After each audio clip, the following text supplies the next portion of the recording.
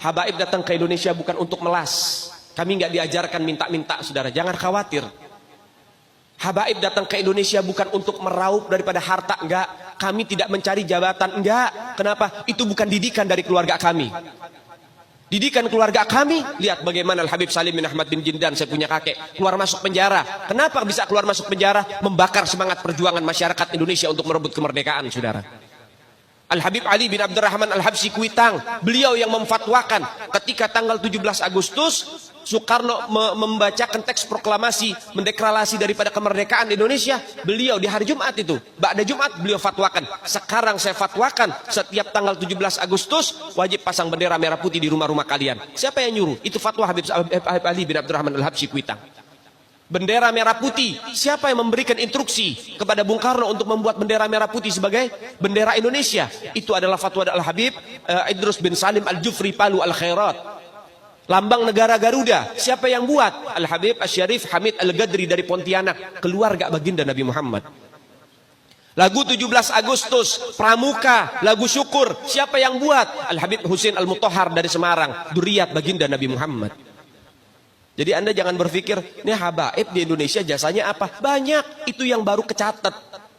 Itu yang baru ketahuan. Masih banyak lagi daripada keluarga Nabi Muhammad yang tidak mau masuk buku karena perjuangannya ikhlas karena Allah dan Rasul. Banyak, saudara. Siapa Imam Bonjol? Semua pasti bilang pahlawan. Betul apa enggak? Imam Bonjol pahlawan Indonesia bukan? Pahlawan nasional bukan? Sekarang siapa namanya Imam Bonjol? Al-Habib Muhammad Syahabuddin, beliau habaib dari kalangan bin Syahab. Imam Bonjol itu bin Syahab, masih daripada kakeknya Habib Rizik, saudara sekalian. Itu keluarga daripada Nabiuna Muhammad, keturunan Sayyiduna Muhammad. Banyak lagi dari kalangan para dzurriyyat Nabiuna Muhammad sallallahu alaihi wasallam yang jasanya besar di Indonesia, tapi kita nggak ada yang tahu. Kenapa? Karena itu kami nggak cari popularitas. Kami nggak cari madah pujian. Kami nggak cari tempat kedudukan, yang kami cari ridho Allah dan Rasulnya. Sehingga hal ini perlu diungkap, saudara sekalian.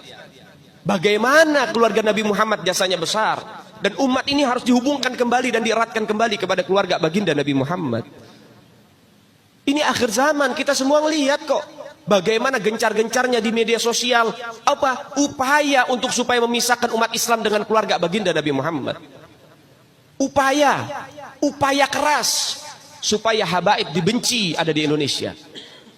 Mulai Habib dengan kiai diadu, Habib dengan ustadz diadu. Mulai ada hal-hal semacam itu. Apa? Dendam politik, saudara. Gak keluar dari situ. Karena dendamnya kepada Habib Rizik sehingga akhirnya demikian. Habib Rizik itu siapa? Keluarga Nabi Muhammad, keturunan Nabi Muhammad, cucunya Nabi Muhammad.